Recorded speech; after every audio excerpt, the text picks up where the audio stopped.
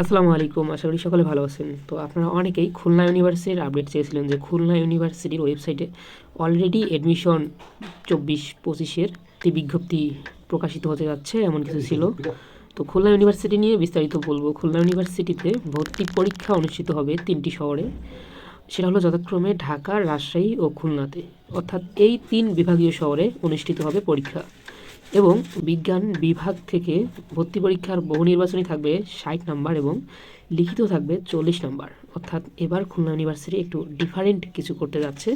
তো আমরা অন্যান্য আপডেটগুলোর কথা যদি বলি, কলা ও মানবিক প্লাস সমাজবিজ্ঞান অনুষদ এর পরীক্ষা অনুষ্ঠিত হওয়ার কথা 17 এপ্রিল 2025 বৃহস্পতিবার।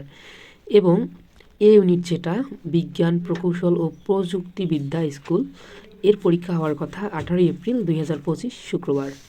এবং জীববিজ্ঞান স্কুলের আলাদা পরীক্ষা হবে, যেটার পরীক্ষা হবে 18 এপ্রিল 2025।